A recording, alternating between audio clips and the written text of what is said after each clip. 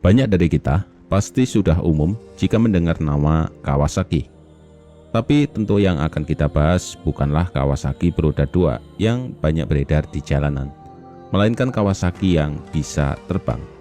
Namanya adalah Kawasaki P1 atau P1, sebuah pesawat patroli maritim alias Maritime Patrol Aircraft yang dikembangkan dan diproduksi oleh Kawasaki Aerospace Company.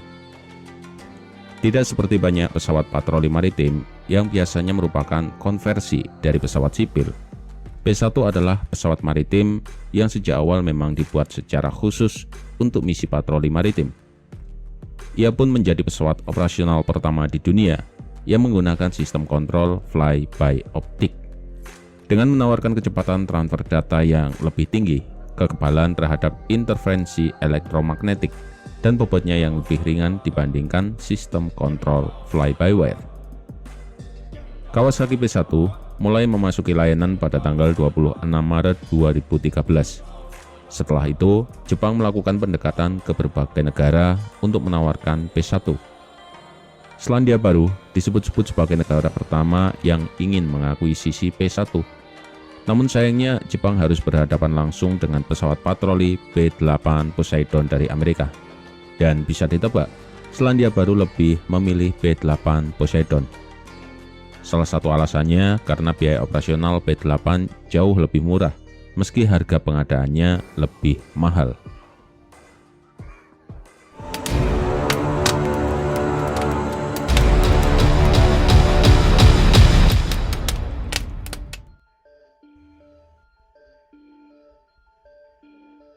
Menjelang abad 21, JMSDF alias Pasukan Bela Diri Maritim Jepang mengamati bahwa armada pesawat patroli maritim mereka, yaitu P-3C, yang merupakan lisensi dari P-3 Orion Amerika, telah mengalami penuaan. Sehingga JMSDF mulai mencari pesawat patroli maritim baru sebagai penggantinya. Karena pesawat serupa lainnya yang ada di pasaran dirasa tidak mampu memenuhi persyaratan yang dibutuhkan oleh JMSDF, Jepang pun memilih untuk mengembangkan pesawat baru sesuai dengan spesifikasi yang diinginkan. Program bertajuk NTF-WPA alias Near Dream Fixed Wing Patrol Aircraft lalu mulai digulirkan. Pada tahun 2001, Badan Pertahanan Jepang alias JDA menyerahkan pengembangan pesawat baru ini kepada Kawasaki Aerospace Company. Untuk menghemat biaya, program NTF-WPA ini pun dibuat paralel dengan program bernama NTTA alias Near Term Transport Aircraft, di mana program ini nantinya bakal melahirkan Kawasaki J2. Masing-masing desain pesawat baru ini lantas diberi kode PX untuk Kawasaki P1 dan CX untuk Kawasaki J2. Karena program PX dibangun secara paralel dengan program CX, sehingga kedua pesawat ini berbagi komponen yang sama, seperti jendela kokpit, sayap luar, stabilizer horizontal, dan sistem lainnya. Sedangkan bagian internal termasuk unit daya tambahan, panel kokpit, dan komputer sistem kontrol penerbangan. Hal ini sebenarnya tak lepas dari pembatasan ekspor yang dijatuhkan kepada Jepang akibat kalah dalam Perang Dunia Kedua. Sehingga unit cost sudah pasti lebih tinggi dibandingkan produsen dari negara lain yang mampu menekan biaya dengan raupan laba dari penjualan ekspor. Beruntungnya sejak tahun 2014, pembatasan yang dilakukan oleh Amerika itu sudah mulai dibuka. Meskipun ketika pengadaan kontrak, Kawasaki berhasil mengalahkan kontraktor lain, yaitu Mitsubishi Heavy Industries dan Fuji Heavy Industries, namun porsi pekerjaan tetap dibagi pada ketiganya. Mitsubishi diberikan tugas untuk menggarap bagian tengah dan belakang badan pesawat, sementara Fuji mengerjakan sayap dan sirip ekor vertikal. Ini semua dilakukan untuk memajukan industri dalam negeri Jepang, karena meskipun kalah tender, para kontraktor itu masih dijamin kehidupannya dengan peran sebagai subkontraktor. Meskipun program PX dan CX dibangun secara paralel dengan berbagai komponen yang bisa digunakan bersama, namun untuk mesin yang digunakan terpaksa dibedakan. Ini dilakukan agar mampu memenuhi masing-masing misinya. Untuk program CX, Ia menggunakan mesin yang ada di pasaran berupa General Electric CF680J2. Sementara untuk PX menggunakan mesin buatan dalam negeri yaitu XF7 buatan IHI alias Ishikawa-jima Harima Heavy Industries. Pada bulan April tahun 2004, sebenarnya Jepang dan Amerika sempat berdiskusi tentang kerjasama pada program pesawat maritim multimisi atau MMA milik Angkatan Laut Amerika. Pilihan yang ditawarkan Amerika saat itu yaitu menghentikan program PX Jepang dan berpartisipasi dalam program MMA, di mana teknologi yang dikembangkan untuk PX nantinya akan dimasukkan ke dalamnya. Amerika beralasan itu semua dilakukan demi menghemat biaya. Tapi rupanya Kementerian Pertahanan Jepang memilih untuk bertahan dengan program PX dengan alasan kemungkinan pesawat asing tidak akan memenuhi kemampuan yang diperlukan oleh Jepang. Kontrak awal untuk 2 unit pesawat PX akhirnya diberikan kepada Kawasaki pada Maret 2005. Prototipe pertama PX lantas berhasil diselesaikan di pabrik Kawasaki di Kakamigahara, Prefektur Gifu pada tanggal 4 Juli 2007. Pemilihan tanggal itu nampaknya aneh karena bertepatan dengan Hari Kemerdekaan Amerika, dan ada yang menganggap itu adalah semacam sindiran bagi Amerika yang hingga saat itu program pengganti P3C Orion yaitu P8A Poseidon belum juga menampakkan hasil. Dilihat dari dimensinya, Kawasaki P1 memiliki panjang 38 meter, rentang sayap 35 meter, dan tinggi 12 meter. Jika dilihat sekilas, ia memang jauh lebih kecil dibandingkan P8A Poseidon. Namun sebenarnya dimensinya tidak jauh berbeda, di mana P8A memiliki panjang 39 meter, rentang sayap 37 meter, dan tinggi 12,8 meter. Kesan yang membuat Kawasaki P1 terlihat jauh lebih kecil diakibatkan dari dimensi jendela kokpit yang lebih besar daripada ukuran normal pada pesawat penumpang. Dimensi jendela kokpit yang lebih besar juga membuat awak P1 lebih leluasa untuk melakukan observasi secara visual. Meskipun dijejali beragam sensor canggih, observasi visual memang tetaplah diperlukan. Kawasaki P1 adalah pesawat patroli maritim yang dibuat khusus yang dilengkapi dengan 4 mesin.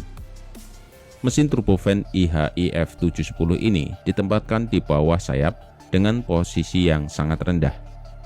Desain ini diadopsi untuk menghasilkan profil penerbangan dengan kemampuan manuver dan stabilitas yang lebih baik pada kecepatan rendah.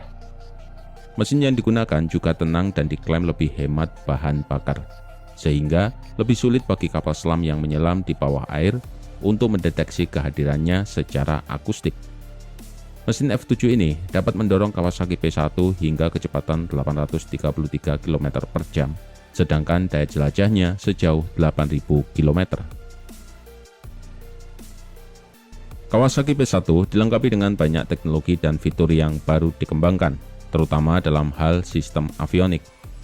Salah satu fitur unggulannya adalah penggunaan sistem kontrol penerbangan fly-by-optic, yang pada dasarnya menggantikan kabel logam standar dengan kabel serat optik. Teknologi ini memiliki efek mengurangi gangguan elektromagnetik dibandingkan dengan sistem kontrol fly-by-wire yang lebih umum digunakan. Kawasaki P1 dilengkapi dengan berbagai sensor untuk memungkinkan pesawat melakukan tujuan utamanya, yaitu mendeteksi kapal selam dan kapal permukaan.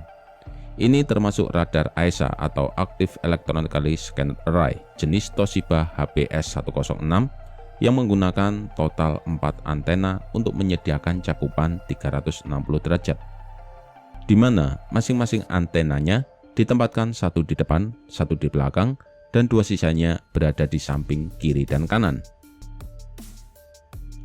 Di bagian perut agak ke belakang, tertanam 30 tabung peluncur sonobuoy buatan Honeywell, sedangkan di bagian dalam pesawat terdapat rak khusus untuk tambahan 60 sonobuoy. Perangkat ini digunakan untuk mendeteksi kapal selam yang tenggelam. Di bagian belakangnya terdapat perangkat yang bentuknya menonjol bernama MAD alias Magnetic Anomaly Detector. Ini digunakan untuk mendeteksi kapal selam selain perangkat sonobuoy. Sementara di bawah hidung, terdapat turret berisikan perangkat penjejak FLIR alias Forward Looking Infrared dan juga EO atau elektro-optikal. Perangkat ini amat vital jika digunakan dalam misi di malam hari. Sedangkan untuk misi pengintaian, Kawasaki P1 masih dibekali dengan ESM atau Electronic Support Missiles yang merupakan suatu perangkat pendukung yang dipakai dalam peperangan elektronik atau Electronic Warfare. Sebagai pesawat pengintai dan anti kapal, P1 dibekali dengan 12 titik gantungan senjata, yaitu 8 titik di bagian internal, 2 titik di bawah sayap, dan 2 titik di pangkal sayap. Hardpoint tersebut dapat digunakan untuk membawa senjata buatan Amerika maupun NATO, seperti rudal anti kapal AGM-84 Harpoon, rudal jelajah taktis SLAM IR, rudal AGM-65 Maverick, torpedo MK6, ranjau anti kapal, dan juga bom laut. Tak ketinggalan, senjata buatan Jepang seperti rudal anti kapal ASM-1, ASM-2, dan torpedo tipe 97 juga bisa digunakan. Potensi ekspor merupakan hal serius yang tengah digarap oleh Jepang saat ini. Dengan bandrol yang lebih murah ketimbang Poseidon, yaitu 140 dibanding 250 juta US dollar, Jepang berharap calon pembeli mempertimbangkan Kawasaki P1. Apalagi barang buatan Jepang juga tidak kalah dengan buatan Amerika. Tapi pesawat ini harus berhadapan langsung dengan P8 Poseidon Amerika, di mana meski harga P8 jauh lebih mahal, tetapi secara ongkos operasional ia jauh lebih murah karena hanya menggunakan konfigurasi 2 mesin saja. Meski biaya operasionalnya lebih mahal karena menggunakan 4 mesin, tapi sisi positifnya membuat tingkat keamanannya berlipat lebih tinggi ketimbang P8 Poseidon.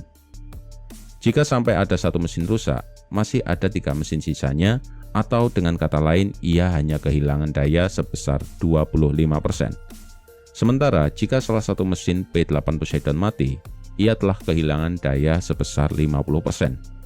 Tentunya dalam situasi operasional ekstrim seperti cuaca buruk di ketinggian rendah, faktor ini amatlah penting. Menilik fitur-fitur canggih Kawasaki P1, tak sedikit yang bertanya mengapa Amerika tak bekerja sama dengan Jepang untuk mengembangkan berbagai piranti militer baru. Apakah Amerika merasa gengsi? Jika melihat ke belakang, teknologi yang dikembangkan oleh Jepang terkadang memang mendahului Amerika. Contohnya ketika jet tempur Mitsubishi F2 yang merupakan pesawat tempur karya Jepang berbasis F-16 Amerika, di mana ia adalah jet tempur pertama di dunia yang dilengkapi dengan radar AESA. Radar AESA yang diusung Mitsubishi F2 ini lebih dulu memasuki operasional ketimbang radar AESA pada pesawat siluman F-22 Raptor yang baru dinyatakan operasional pada tahun 2005. Meskipun dengan segala pembatasan yang diterima oleh Jepang setelah kekalahan Perang Dunia Kedua, tapi itu semua tidak menghentikan dewa perang itu untuk menciptakan senjata yang revolusioner.